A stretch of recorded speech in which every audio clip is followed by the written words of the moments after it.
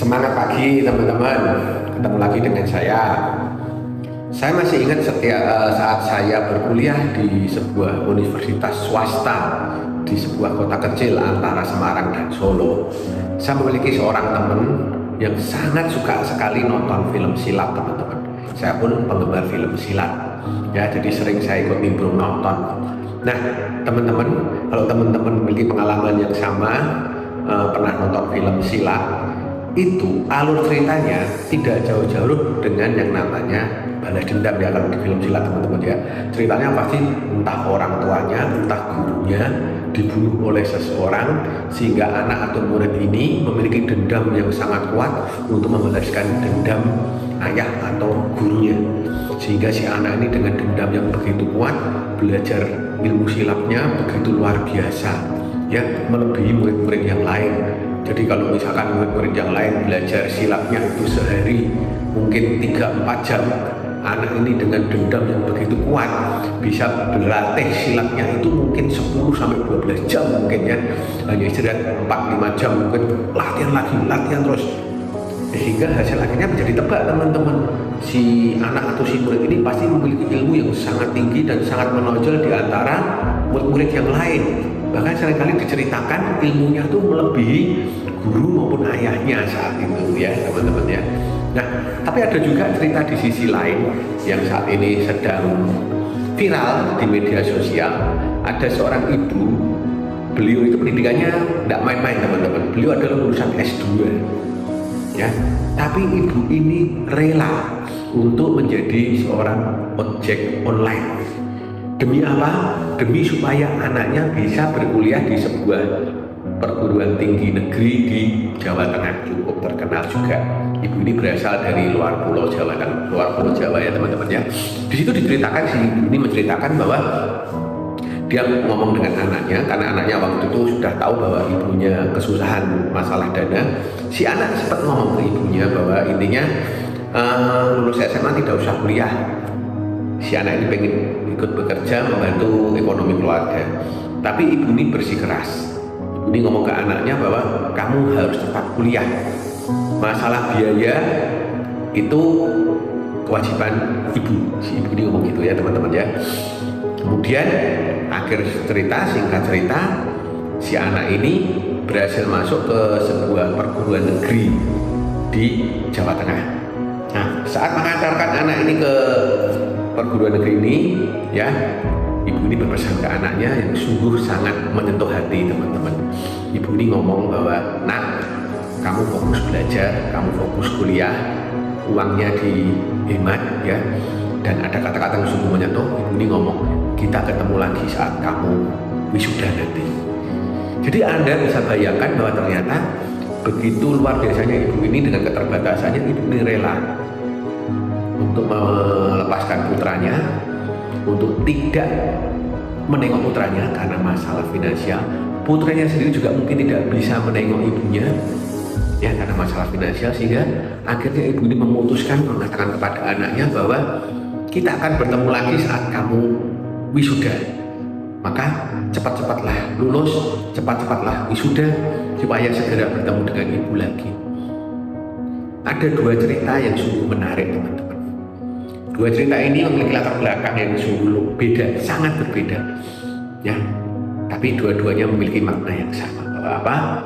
Dalam diri kita, dalam diri manusia semua, Anda dan saya, memiliki potensi yang sangat luar biasa, teman-teman. Masalahnya, potensi itu seringkali tidak tergali, atau kita bisa katakan potensi seringkali tertidur kalau keadaan biasa-biasa saja. Ya, dari dua cerita ini, saya ingin mengatakan bahwa ada dua perasaan yang sangat manusiawi yang kita miliki dan semua orang pasti miliki, dan itu ternyata bisa menstimulasi untuk mengeluarkan potensi terbaik dari dalam diri kita.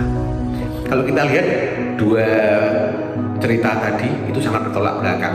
Cerita yang pertama itu menggambarkan seorang anak atau seorang murid yang memiliki dendam yang sangat luar biasa, ya.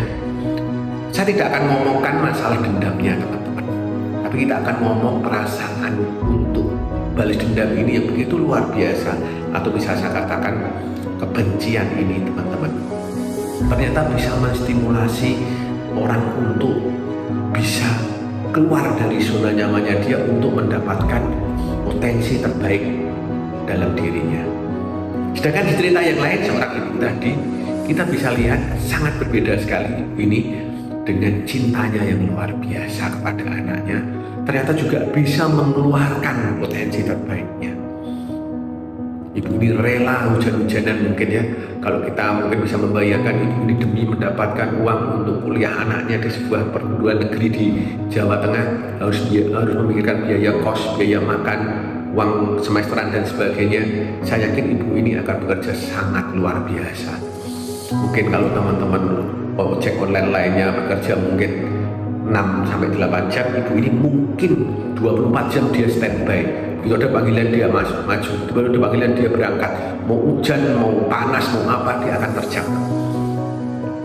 Sebuah cinta yang mengeluarkan potensi terbaiknya. Nah, di sini kita belajar teman-teman, ada dua perasaan yang sungguh bertolak belakang tapi memiliki power yang sungguh luar biasa. Cinta dan benci.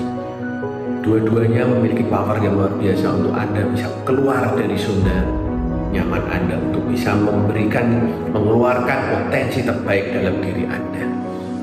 Jika akhir-akhir ini mungkin teman-teman ada yang merasa terpuruk, merasa dihina, merasa direndahkan, merasa tidak dihargai, pilihan ada di tangan teman-teman. Teman-teman akan tetap terpuruk, akan tetap merasa tidak berguna, atau menggunakan rasa sakit tadi, teman-teman. Rasa tidak dihargai, rasa tidak dihormati, mungkin untuk teman-teman buktikan kepada mereka bahwa teman-teman bisa keluar dan bisa memberikan potensi terbaik dari diri Anda. Ada sebuah pepatah mengatakan bahwa balas dendam terbaik itu adalah menunjukkan kepada orang-orang yang telah merendahkan Anda, menunjukkan kepada orang-orang yang telah menghina Anda dengan potensi terbaik diri Anda. Begitu juga mungkin saat ini bagi Bapak Ibu yang memiliki putra putri, ya, bisa dengan sedikit mengambil waktu teman-teman, mungkin saat putra putri Anda sedang tidur, coba Anda lihat wajah mereka, teman-teman. Anda bayangkan jika suatu saat di tahun-tahun ke depan anak Anda saat akan mau kuliah, ingin masuk ke sebuah perguruan tinggi yang mereka inginkan, ternyata Anda tidak bisa menurutinya. Tentu akan ada kekecewaan yang sangat mendalam dari diri anak-anak Anda. Gunakan rasa cinta Anda kepada anak-anak Anda untuk berani keluar dari zona nyaman Anda, untuk berani bekerja lebih keras lagi untuk anak-anak Anda. Keluarkan potensi terbaik Anda dalam diri Anda. Memang segala sesuatu harus dibayar, teman-teman. Untuk mendapat satu keinginan yang sungguh luar biasa, tentu ada yang harus kita bayar. Juga saya titip pesan untuk anak-anak, coba Anda bayangkan suatu saat Anda lihat orang tua Anda saat orang tua Anda bekerja. Orang tua Anda sudah berusaha melakukan yang terbaik bagi anak-anaknya. Gunakan cinta mereka, teman-teman, adik-adik, ya. Untuk apa? Untuk membalas budi mereka. Dengan cara apa? Keluarkan potensi terbaik Anda. Belajar dengan lebih giat lagi, belajar dengan lebih semangat lagi, sehingga Anda bisa menunjukkan potensi terbaik dari diri Anda kepada orang tua Anda. Dua perasaan yang sungguh sangat bertolak belakang, cinta dan benci, tapi memiliki power yang sungguh luar biasa untuk menjadikan kita lebih baik, menjadikan kita menjadi potensi yang terbaik dari diri kita. Demikian renungan singkat dari saya, semoga menginspirasi dan tetap semangat.